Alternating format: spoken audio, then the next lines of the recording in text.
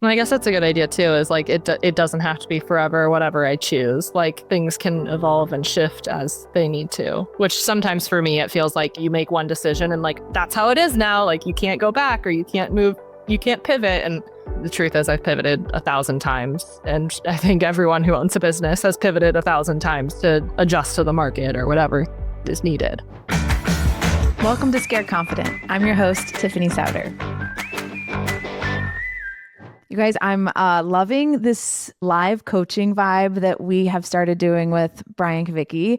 And so we're doing another one today. After we did our last one with Rachel, I told Brian, we're doing more of this. This is so meaningful to learn right alongside somebody else. And he's in his prime when he's just like live helping people. That's been my experience with Brian over the last 12 years. So we're doing another one of those today, guys. It's going to be very fun. Kenzie Kittle has so bravely and boldly decided to step on today because she really does not know what's going to happen. It's not like there's a rehearsal and then we push record. This is prime time. And we got to hear, Kenzie and I have been working together for the last couple of years. She helps me with my social media in my Life of And project. And as happens when you work closely together and she's in my home and like intimately understanding my life story, we get to know one another as people a lot better in that journey. And she's like a decade-ish behind me, has one son, is married, an entrepreneur, business owner, an agency of like just a different kind, but it's the same thing. You're scaling your talent, scaling your service, scaling your brand, scaling your reputation, and like walking this tightrope of like going towards your dreams and trying to stay sane and whole on the journey. So we were comparing a few notes and I said, Kenzie, would you jump on and like share this with Brian and share this with my listeners? And she said, yes. So that's how we got here. So Kenzie, ta-da, welcome. Let's do the thing. Thank you. Thank you. I'm super excited. I admittedly am a little anxious because all of this word vomit that's about to come out is pretty much just what lives in my head all the time. But I think I'll just jump right in and ask a few questions if you guys don't mind. But Brian, do you have like a little backstory on kind of like my business, how we operate, all that, or would that be helpful? I think it would be helpful for everybody.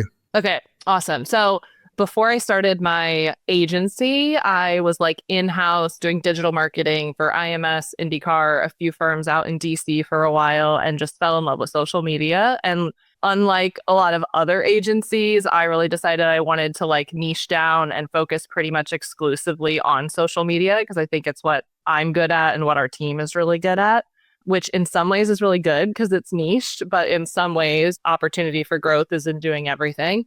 So I think for me, when I first went out on my own, I always saw it as kind of like a consultancy. I wasn't necessarily thinking agency, but I was always getting asked, how do you do social media? What are these things? As I was working in-house, and I was like, hey, there aren't a ton of consultants here. It was kind of agency or in-house in Indy. And so I went out on my own and it grew really quickly, which is awesome and amazing, and we love doing it. But I think then it got to the point where I was like, okay, I need to expand our team in order to kind of keep up with demand. So now I would qualify us as in this almost like a boutique social media marketing agency space. You know, it's more than just me, it's more than a consultancy, but it's not necessarily like Element 3 where it's like a full scale marketing agency. And we've thrived in that space, I would say. We know what we're good at, we focus on selling what we're good at, and we deliver for our clients. But now I think for me, I would say we've been in that space, myself and our team of about 4 or 5.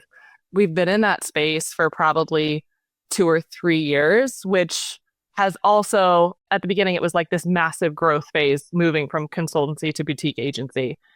At the same time, I had my first baby. So ever since I had Miles 2 years ago, I would say we've kind of been in this, okay, we're okay being the size we are. And also me kind of learning how to be a mom and deal with all of the other time constraints that brings. And now I think we're in this space where it's like, I have capacity to potentially grow it, but I also have the fear of what does that really look like to scale? How much time would it take to scale potentially away from my family? If we did decide to have another child, what would that look like if we scaled?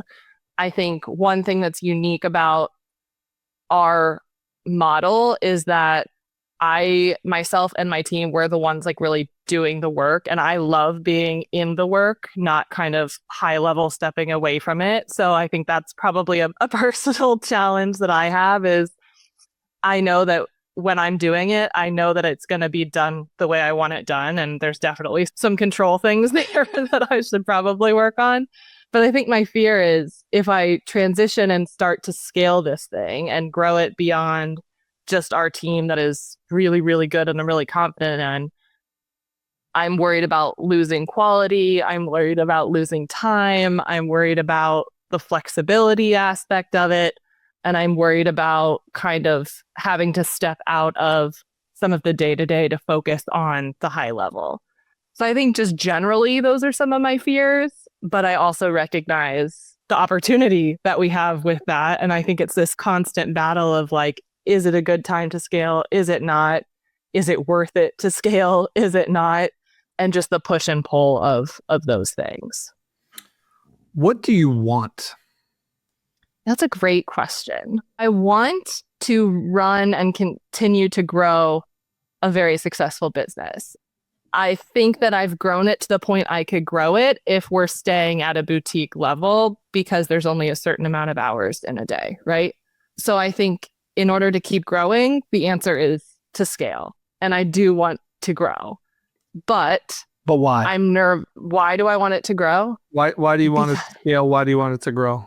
I think for me, success in doing it, for me, I want to continue to make a bigger impact. And I get really excited when we work on big projects and I get really excited to be part of growing things. And I want to do that on a bigger scale. So I think it's like a big personal goal of mine to keep growing it bigger and bigger. You think it's a personal goal or it is a personal goal? It is.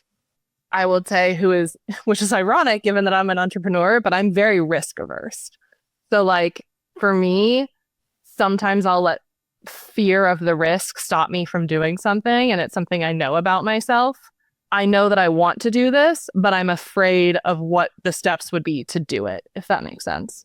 So what is the first step that you're worried is the big obstacle?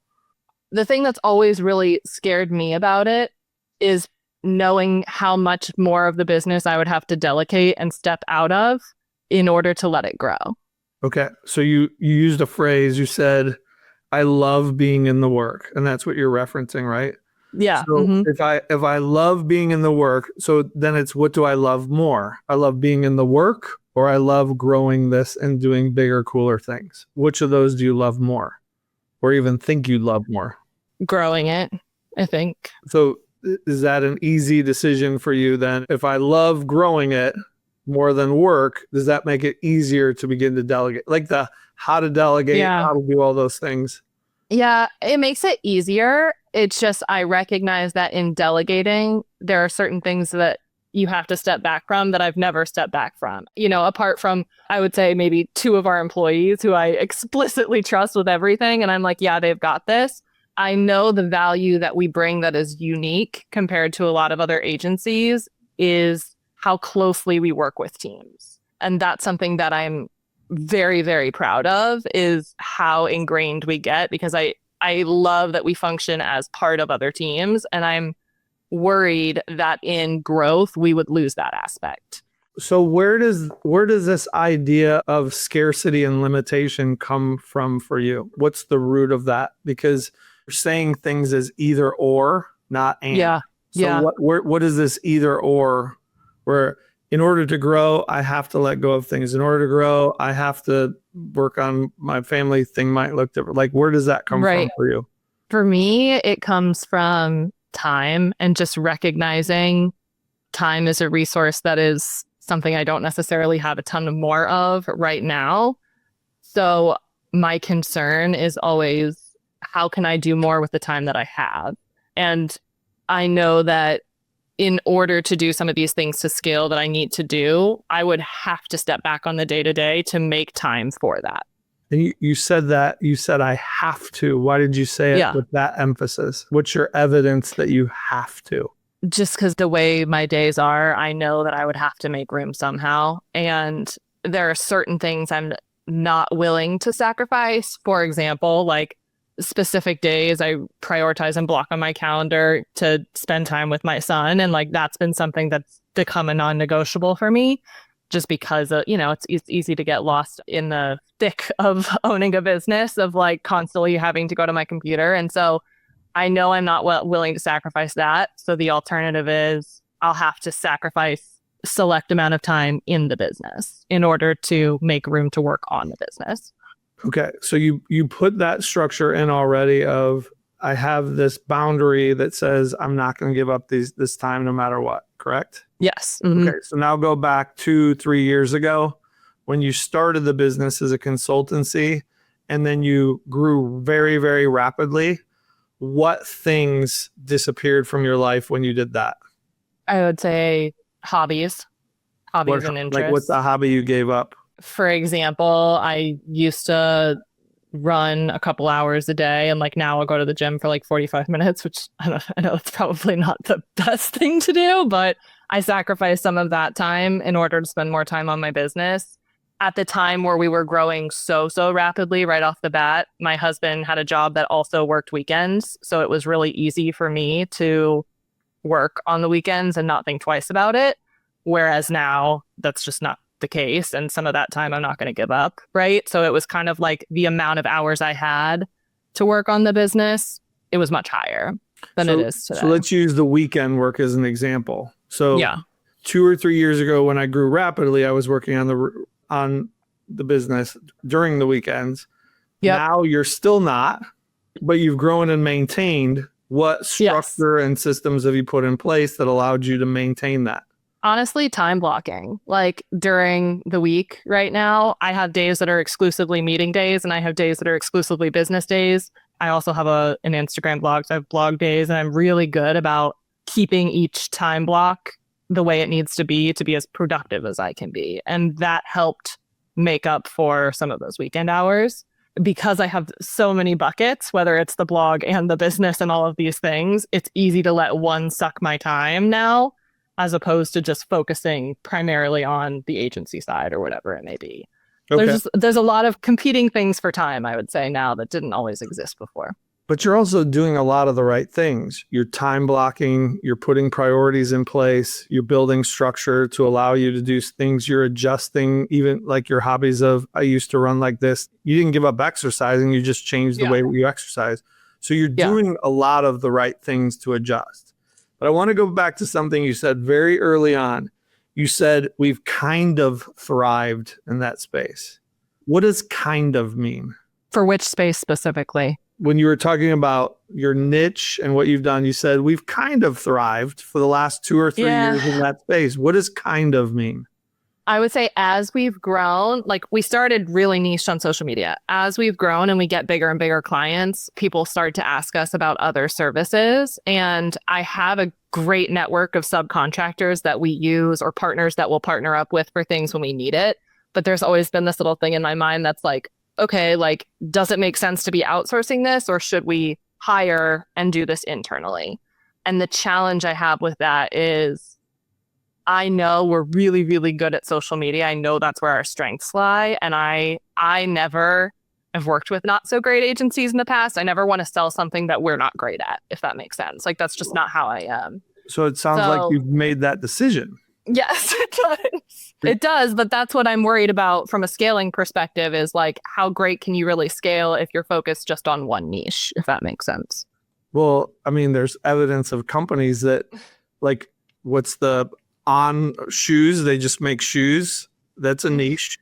You know, when they have a couple of shirts and stuff, but it's mostly meat. Like, there's a lot of companies that thrive on niche. That's true. Yeah. Let's say that you didn't have this fear. Let's just take fear out of the picture. What would you be doing if you weren't afraid of scaling? If I wasn't afraid of scaling, I would be networking much, much more than I currently do. Right now, we're very fortunate that most of our business is word of mouth marketing, and that's honestly how it's always been. But I think if I were to seriously scale, I would be attending more conferences. I would be out meeting with my contacts, I would be doing a lot more to win bigger business, but it just hasn't necessarily been a priority because it hasn't ever needed to be. But if we were going to scale, that would kind of be my next step. And I would also, I thought about this a lot, hire probably a couple more people to put us in the right position that as we were winning more business, we had plenty of hands to do the work. So do you think this is an operational constraint issue or a revenue and business development issue? Operational. Well, if you weren't afraid, I'd be out marketing, I'd be networking, I'd be going and getting business. Why did you answer operational? Because even without doing those things, we have a lot of folks reaching out to us all the time that I don't necessarily say yes to because I'm very selective about who we work with right now based on how many hands we have to do the work, because I won't go above a certain amount to make sure we can produce the quality I want to produce. So I would say step one would be we'd need to hire more, but step two would then be I need to go out and win bigger business, which yes, we'd still have the word of mouth, but if I was really going to scale this thing, it would need to be bigger than just word of mouth. But why don't you just hire the people? Because I'm very risk averse.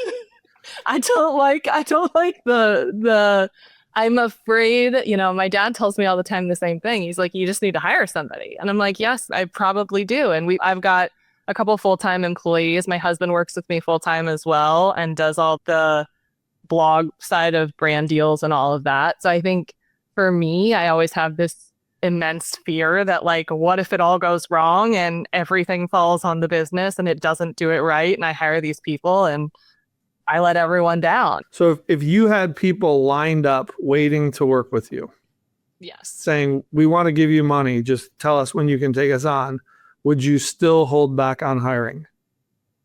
I would still be anxious about it. But With I'm also lined up out your door, ready to give you business.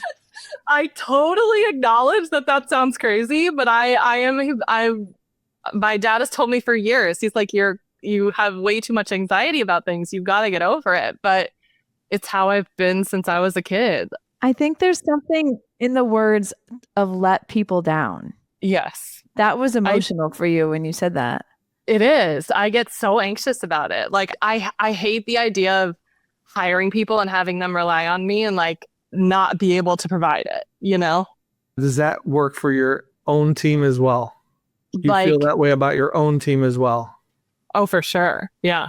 So how much are you the center of the universe? And I'm not talking about egotistical wise, just when was your last vacation and how did you exit the business and how much work was done? So that has actually been great. Ever since maternity leave 2 years ago, my team, I was like, wow, I need to give them way more because they can handle this. They don't need me in it. And honestly, it was a realization for me. So ever since then, like when I go on vacation, I mean, barring one or two things pop up, as is for everyone, I pretty much step out of the day-to-day and I don't have to worry about a thing, which is great. So why are you choosing to make that the issue now? Because I feel like the financial aspect of everything, that just feels like it falls on me as the owner of the company, right? So I think for me, like that's just something that I always just want to make sure everybody's good, everybody's covered. And like for me, like I'm not happy unless there's like a massive, massive surplus. So to eat into that is always really terrifying, which is obviously the biggest thing you do when you scale. So there's a little bit of a repeat pattern for you. So you're doing so much of the right stuff. Even the mechanism that Tiffany picked up on, which was, I don't want to let people down. You actually are applying the fix, which is choose your customers wisely and be very selective with clients. But then every time you're faced with a risk situation, you kind of set all this stuff that you've done very well and built yourself structurally to not take the leap. So at some point, you're just going to have to take the leap and say, I'm going to do this. Now, there's two ways to do it. You can proactively take the leap and say, you know what, I'm going to go ahead and jump off the high dive and just see what I'm like. Or you can have a criminal behind you with a gun saying, jump off the high dive or I shoot you. Like your back has to be against the wall. Which of Yeah. those is more motivating? I need my back against the wall, or I need to, because you referenced Just the do it. cushion there. Say, Yeah. so what's it going to take for you to just take the leap Do and it. say, I'm going to do it? It's a good question. I don't know that I have the answer to that yet. I'm trying, honestly, what I'm trying my hardest to do in this situation is, or I don't even want to say situation, opportunity is channel when I first started my business, because Uh-huh. that was a massive risk and honestly so out of character to do it to begin with. I stepped away from an awesome job at IMS, and I think I'm trying to channel that energy that I had at 27 without a kid, but I think it just feels a little bit more daunting at 33 with a team that relies on me, a child that relies on me, all of these things. And it's one of those things where like I know it's the next step, but I'm trying to get myself willing to do it again, if that makes sense. Okay. So can I take you through an exercise on how to evaluate risk? Yes. All right. So pick a risk that would be your next risk that you would have to take. You said there was two phases. One, I'd have to hire. And the second would be I have to go find the business to justify the hires. Those are your two steps. So let's go with step one is I have to hire a person first, right? Yep. Mm-hmm. Okay. So let's say that you did that. You ended the call today, you put out the ad, and you hired somebody within the next 2 weeks. What's the worst thing that could happen? The absolute worst thing that can happen with that decision? If I randomly lost a ton of business out of nowhere and I had to fire them. No, but okay. To me, that's like my biggest fear. Okay, so let's say that happened. You randomly lost a bunch of business all at the same time and you had to let them go. Could you do that? I mean, I could do it. I would hate it, but I could do it. But you could live with yourself. You could do that. Yes. Yes. Okay. So the way to evaluate risk is to decide whether the worst case scenario has an acceptable outcome. If the worst case scenario is acceptable, then it's worth taking the risk. That makes sense. Give yourself that mechanism of if I lost a bunch of business, then I would have to lay this person, maybe other people. Could I do that? Yes. Could I protect my income? Yes. Okay. Then I can do that. Take the risk. Yeah. Because what non-risk takers don't do is they never do the analysis on what would I do? What's my plan B? They just see the looming risk and they go, that's a lot for me. And they never look at what it actually is to go, okay, let's do it. And you've been forced into those situations before. So to your point, go back to when you started the business. What was the thought of worst case scenario at the time you left IMS to do this? What was the worst case scenario? At that time, my salary wasn't massive when I was leaving. So I was like, worst case, I lose that. I can make it up pretty easily. And my husband was making more than enough to cover everything we needed. So I think at that time, the risk didn't feel like, yes, it was risky, but it didn't feel so risky in that I couldn't go get another job and make it up pretty quickly. How does that compare to this risk of, well, I'd have to let that person go because I randomly lost a ton of business?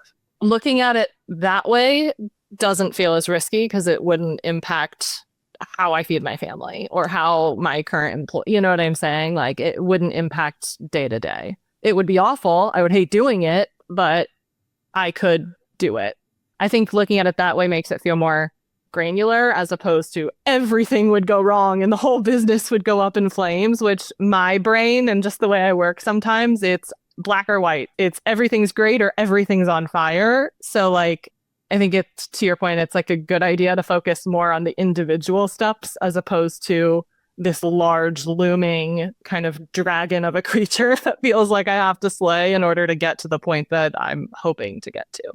Yeah, the weird thing about people who perform is they always look through the lens of everything's on fire. Yeah. You know, what if I die? What if this happened? Like it's always extremes. And so without taking it to the non-extreme and going, okay, what would really happen? Like what would I really have to do? Okay, could I do that? Yes. Then all of a sudden the risk is biteable then. It's not such a big looming thing. And now you feel comfortable taking that step.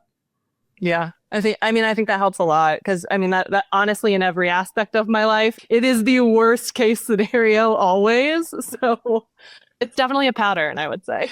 Is it fair to say too, Brian, that in this, like you've proven there's a market for the business as it exists today?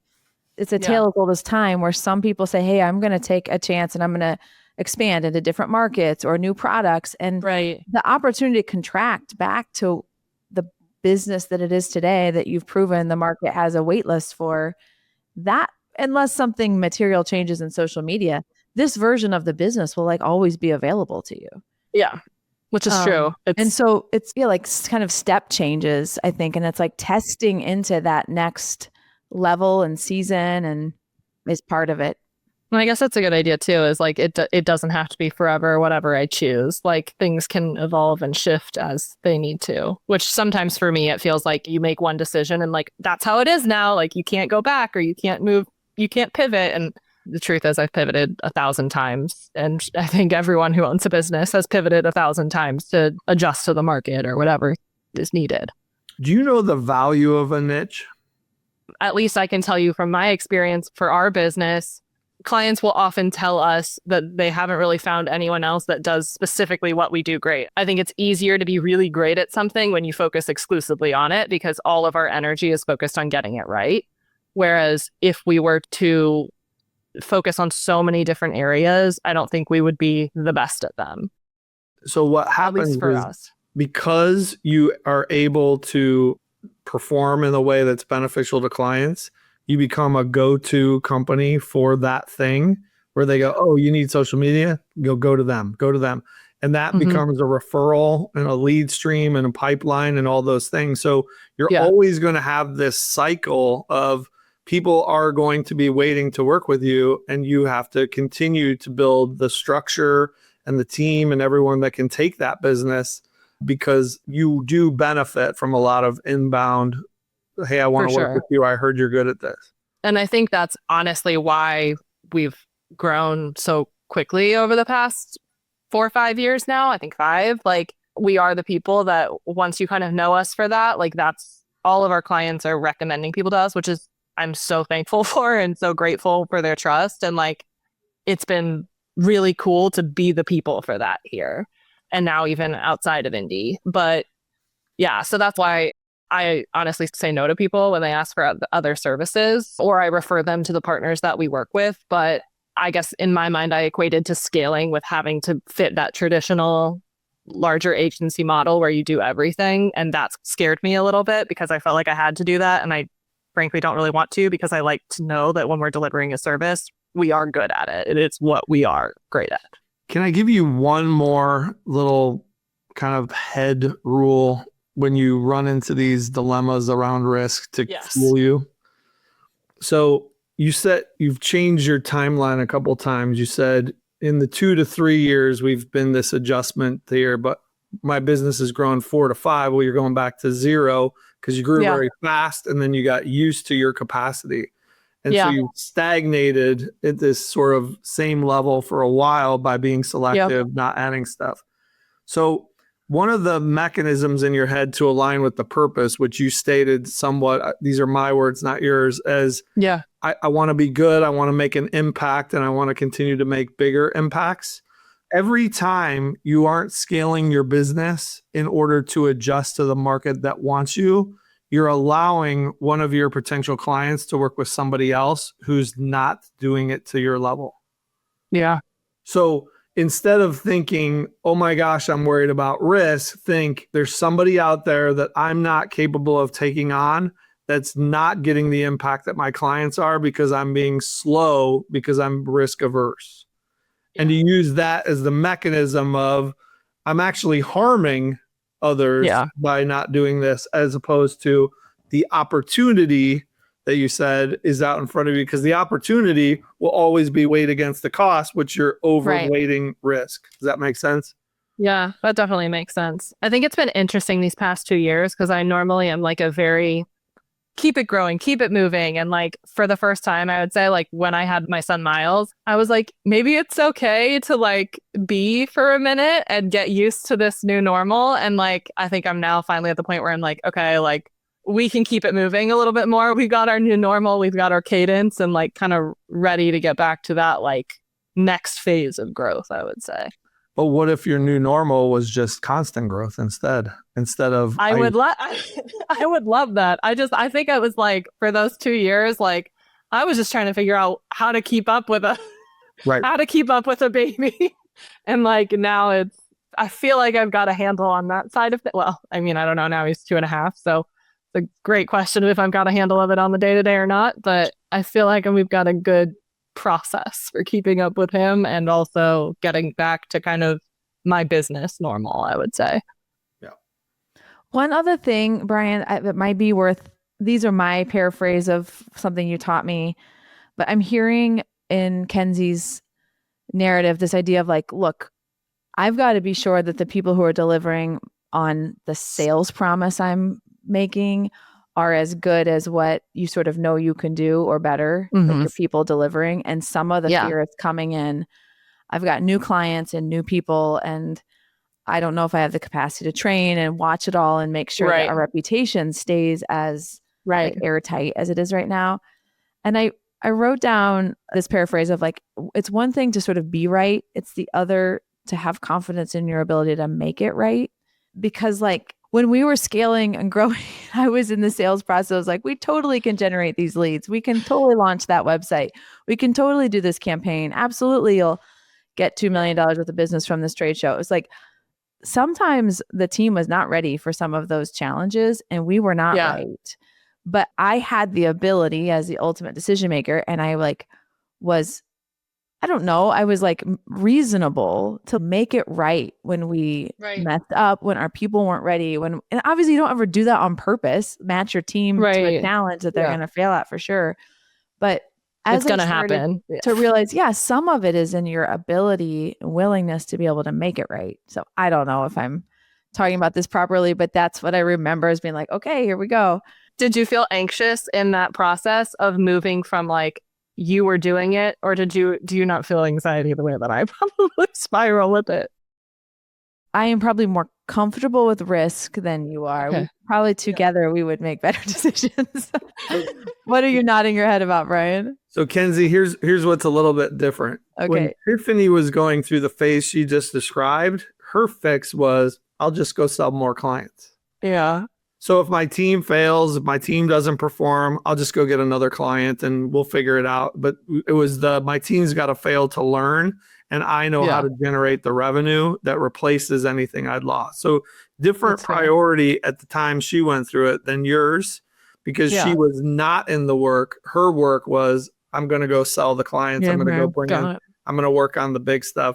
It was a little bit different. That's why I'm a little worried that your step 2, which is go out and network, go out and get the business and all those things like you've solved the risk side. Now it's okay. I've got to increase the amount coming in so that I'm not so worried about the loss. Because what happens is then you hold way too tight operationally on things because you're not building a culture of small measurable failures so your team can learn faster.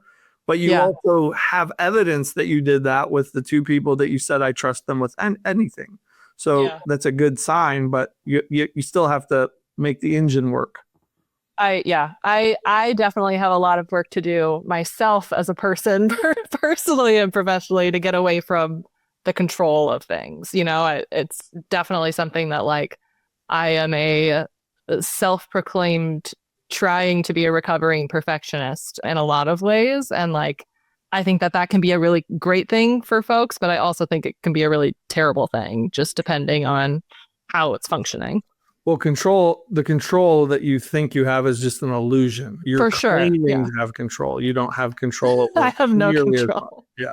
It's fair. I really think that the value of looking at risk at a smaller level or at a more granular level for me is very eye-opening, because I really do have a tendency and have always had a tendency to look at the massive thing in front of me and think that it's this mountain that's impossible to climb. But in reality, it's a series of steps to get there. And they feel a lot less scary if you look at them as individual things as opposed to all together. So I think that's really, really helpful for me, because I have a tendency to focus on things that are too big to fix all in one sitting. Awesome. Anything else you want to cover with Brian before we sign off? I don't think so. I really appreciate your time. This is very helpful. My mind gets to be a crazy place sometimes. So thank you. Calm it down. Do the next right thing. Awesome. Brian, anything you'd summarize? Kenzie, your problem it's not like you're weird or something's wrong. It's actually a pretty normal phase to go in. It just changes. You referenced it a couple times, as your business is always going to change in its complexity of the bigger things just being different problems, and the problems you had in year one are not the problems you're dealing with right now. So just you use the phrase of, hey, it was good to have this new normal. Just look forward to, there's many new normals in front of you, and I'm just going to go through it the way that everybody else goes through it, because you're not unique in this challenge of when to add, how to add, what to do, all that stuff. Thank you. Thanks everybody for listening today. I think this for me has been a reminder that when we're on the edge of growth, the reality of what's in front of us and the picture that our mind can create can be really different things, even though they kind of want the same thing. And just courage to be able to really look at what is the next decision that I make to test into this next new normal, as Brian said. And we have these imagined pressures of needing to provide, and do we have another kid, and wanting to be present for ourselves and for our families. And we get to choose the boundaries for each of those things in our lives. And I think Kenzie's done an amazing job of setting those up in her current new, and look forward to seeing how she continues to grow as she grows forward. Thanks everybody for listening today. Thank you for joining me on another episode of Scared Confident. Until next time, keep telling fear, you will not decide what happens in my life. I will.